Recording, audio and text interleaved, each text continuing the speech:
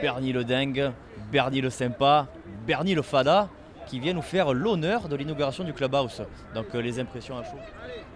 Les impressions à chaud, c'est que c'est un grand honneur et une vive émotion qu'on reçoit quand même le président de la Fédération française de rugby, ex-entraîneur du Toulon et un ancien ministre. Donc au niveau médiatique, pour l'impact de toute l'école de rugby, c'est énorme et pour le club, c'est fantastique.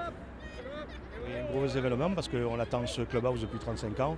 Et de plus de l'inaugurer avec le président de la Fédération française de rugby, c'est quelque chose de bien pour le club et ça fait un bel événement aujourd'hui. Aujourd'hui, c'est la fête du rugby club Aubagnais et c'est quand même très important. Pour que les jeunes, mais vrai, et fabuleux pour le club. Voilà. Ça, c'est une bonne ère de lancement pour le club d'Aubagne, surtout que Bernard Laporte est devenu aujourd'hui président de la Fédération française de rugby et surtout que lui, il va œuvrer pour les clubs amateurs. L'honneur, c'est le mot. Hein. Après, il était déjà venu il y a 3 ans nous faire un entraînement en plein hiver, l'année où on était champion de France. Donc c'était un ami du club avant qu'il soit président. Et c'est bien qu'une fois président, il revienne vers nous. Donc on en est fiers. Et puis on voit que c'est quelqu'un qui tient ses engagements envers le rugby amateur, ce qui est important pour nous. Le plaisir est de venir dans des clubs amateurs. D'abord faire un entraînement, puis j'ai entraîné des jeunes. Donc ça c'est toujours un réel plaisir pour moi. Et après venir inaugurer ce merveilleux clubhouse, espace de vie d'un club. Côté social très très fort dans un clubhouse. Et quand je vois ce magnifique espace, je suis ravi.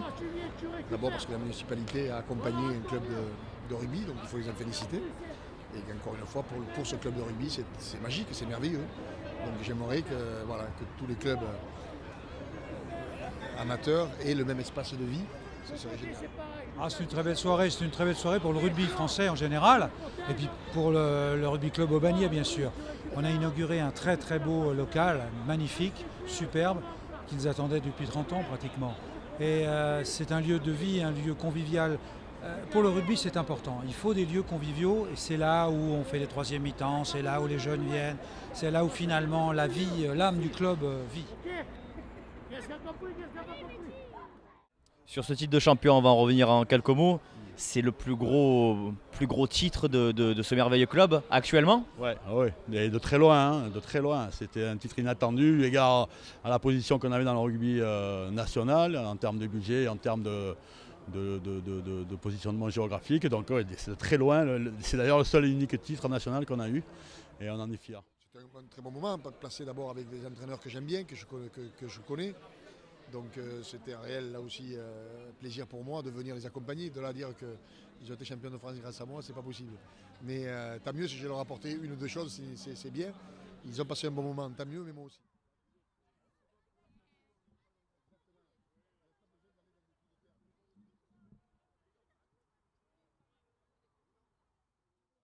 Mesdames et messieurs les élus, Bernard, monsieur le député, merci beaucoup d'être... Oui, c'est de Bernard, c'est très bien. Merci beaucoup d'être tous là. Il y a des présidents de clubs, des maires d'autres communes. C'est avec une grande fierté et beaucoup de plaisir qu'on a l'honneur de vous accueillir ici dans le nouveau locaux de l'espace de vie, qui domine vraiment le terrain. Là, on est très bien. Vous avez vu tout à l'heure à l'endroit où nous avez fait la conférence de presse. On a vécu 30 ans dans 10 mètres carrés. On l'a fait. On a fait des choses extraordinaires. On a vécu, le club a grandi comme ça. Vous avez vu, on a fait goûter tous les petits dehors sous la pluie, mais ils ont l'habitude, il faut les former un peu à la dure, c'est pas un problème. Là maintenant, c'est sûr qu'avec ces nouveaux locaux, le club va prendre une nouvelle dimension, on en avait vraiment besoin. Le club a toujours des ambitions, on a des ambitions de pouvoir progresser au niveau de l'école de rugby, au niveau des moins de 17, au niveau des moins de 19, c'est la catégorie la plus importante à prendre en charge. Et puis des ambitions surtout au niveau de l'équipe senior. Alors bien entendu, ambition, il ne faut pas confondre avec le mot illusion. On sait dans quelle situation on est, on sait ce qu'on peut faire. La fédérale 3, la fédérale 2, ça nous conviendrait très bien pour l'instant. Peut-être après un jour, je ne sais pas, mais pour l'instant, l'important c'est de pérenniser le club. Et je pense qu'avec tous les gamins de l'école de rugby, là, cet après-midi, il y en avait une centaine. Pour les futures générations, on leur laissera quelque chose de concret. Heureux de pouvoir remettre cet espace public, ce lieu public donc, qui est bien positionné par rapport au terrain, qui est un lieu dans lequel, bien sûr, comme le disait Bernard Laporte il y a quelques secondes, tout à l'heure quand nous étions ensemble, il nous disait mais s'il n'y a pas ce type de lieu pour les rugbyman, s'il n'y a pas cet espace pour vivre les après-matchs, les avant-matchs et même durant la semaine, c'est pas tout à fait le rugby. Donc voilà, donc on espère humblement à notre position avoir permis donc de pouvoir faire en sorte que le club, donc je salue le président du département aussi qui nous accompagne et les autres présidents aussi qui sont venus, les autres départements qui sont là, je les remercie pour leur présence. Voilà, on espère qu'on aura apporté un peu à notre humble place, celle d'élu, un peu donc de vie pour ce rugby club Aubagnais, pour tout le sport Aubagne. Messieurs, mesdames les élus, mesdames, messieurs, d'abord merci pour ces mots gentils Bernard. Tu disais effectivement que ce que nous avions dit, nous le faisons, c'est une évidence. De toute façon, si je me suis engagé dans ce challenge, dans ce défi, c'est parce que je sentais que le monde amateur était à la dérive, était laissé de côté, à l'abandon, et que mon souhait, c'était, encore une fois, de le revaloriser, de l'aider, de l'accompagner et de l'écouter, le monde amateur. Je suis convaincu, mais à 1000%, que si on n'a pas des clubs amateurs forts, nous n'aurons plus d'équipe de France forte. Aujourd'hui, on a une équipe de France qui s'en sort, mais on a 5-6 étrangers dans l'équipe de France. Donc, encore une fois, il faut redessiner tout cela. C'est ce que nous faisons en prenant des décisions courageuses, je crois, de dire qu'il n'y aura plus de joueurs étrangers qui joueront en équipe de France. Je n'ai rien contre les étrangers, mais je veux que l'équipe de France, elle soit l'émanation de la formation des clubs amateurs et du rugby français. Donc voilà, vous, les bénévoles, les éducateurs, vous seriez fiers un jour de voir un gamin issu d'Aubagne jouer en équipe de France, aller à Twickenham, aller, etc. Et c'est ce qu'on veut simplement vous souhaiter.